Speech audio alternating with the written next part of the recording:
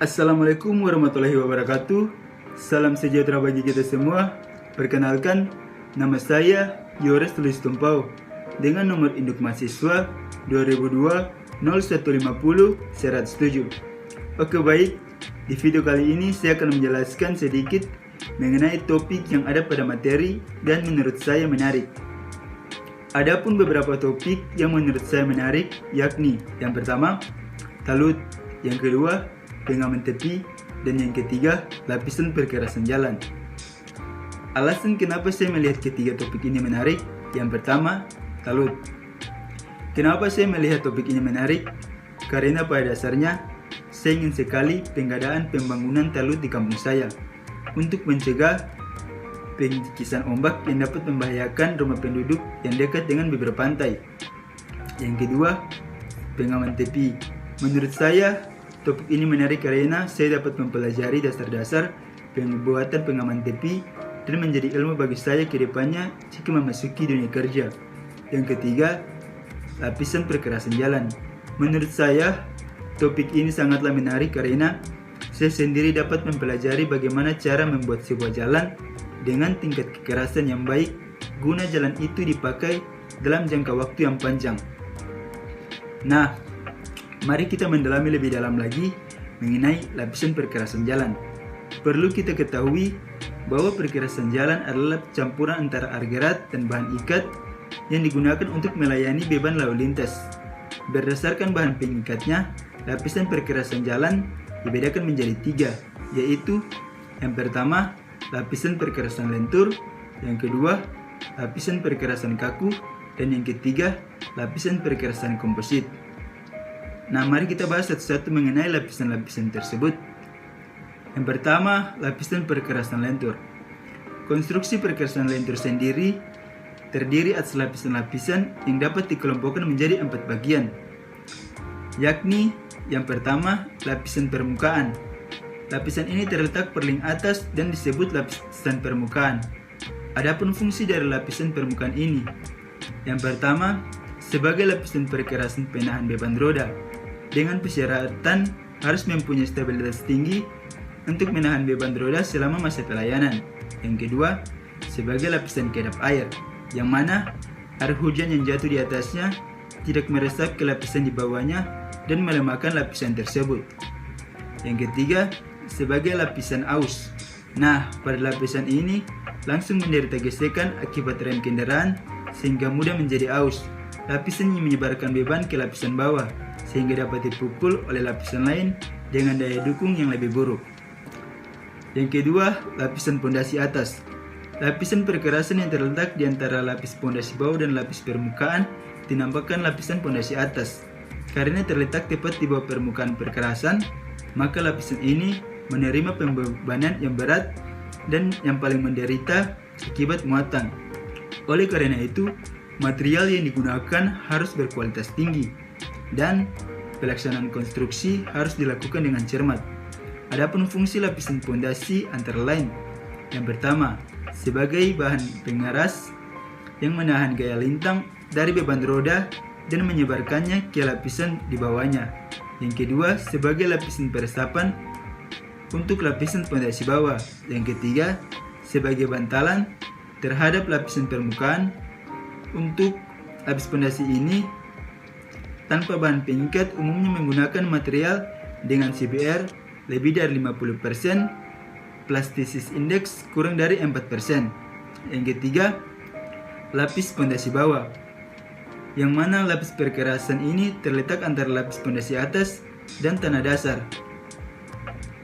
Adapun fungsi dari lapisan ini antara lain, yang pertama, sebagai bagian dari konstruksi perkerasan untuk menyebarkan beban roda ke tanah dasar. Yang kedua, sebagai efisien penggunaan material. Material pondasi bawah relatif murah dibandingkan dengan lapisan perkerasan di atasnya.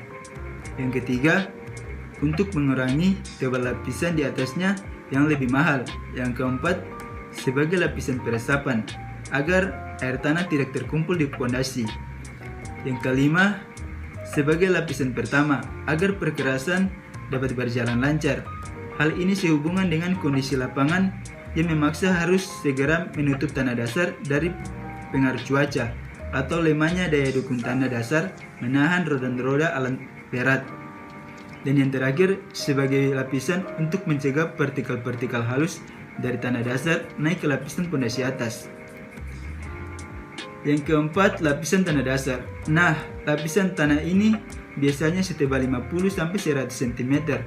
Di atasnya akan diletakkan lapisan pondasi bawah yang dinamakan lapisan tanah dasar, yang dapat berupa tanah asli yang dipadatkan, tanah yang didatangkan dari tempat lain dan dipadatkan, atau tanah yang distabilisasi dengan kapur atau bahan lainnya.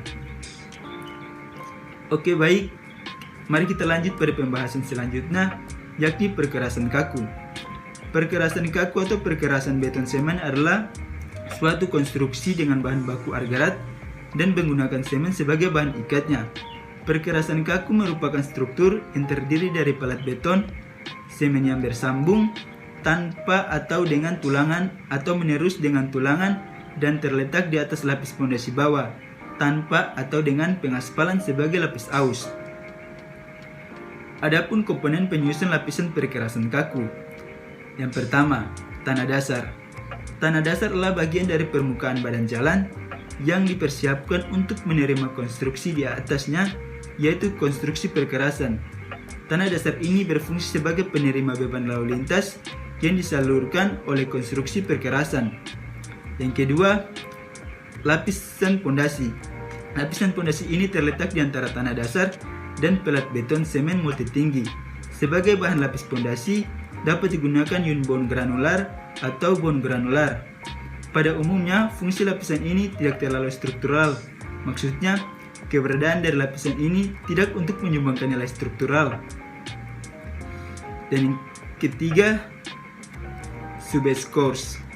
Subbase course adalah bagian dari struktural perkerasan antara base course dan tanah dasar. Fungsi utama adalah sebagai pendukung struktural, tapi juga dapat mengurangi terjadinya ambles pada jalan. Kemudian, fungsinya juga meningkatkan drainase. Subbase umumnya terdiri dari bahan-bahan kualitas lebih rendah daripada lapisan atas, tetapi lebih baik daripada tanah dasar. Yang keempat, base course. Base course berada di bawah lapis permukaan.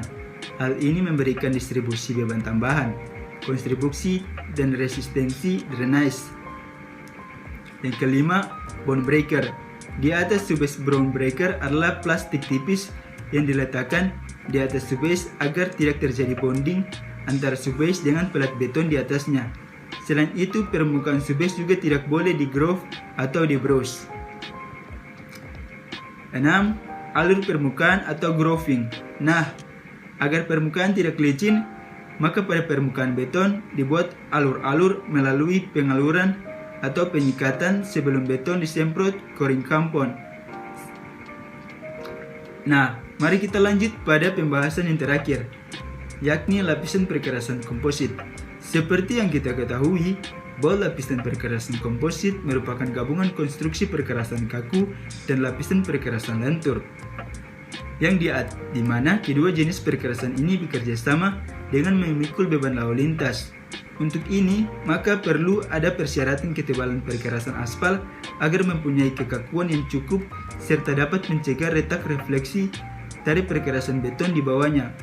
Konstruksi ini umumnya mempunyai tingkat kenyamanan yang lebih baik bagi pengendara dibandingkan dengan konstruksi perkerasan beton semen sebagai lapis permukaan tanah aspal. Nah, itulah beberapa penjelasan materi terkait lapisan perkerasan jalan. Jadi, kita dapat mengetahui bahwa lapisan perkerasan jalan dapat dibagi menjadi 3, yakni lapisan perkerasan lentur, lapisan perkerasan kaku, dan lapisan perkerasan komposit. Mungkin itu saja yang dapat saya jelaskan. Sekian dan terima kasih.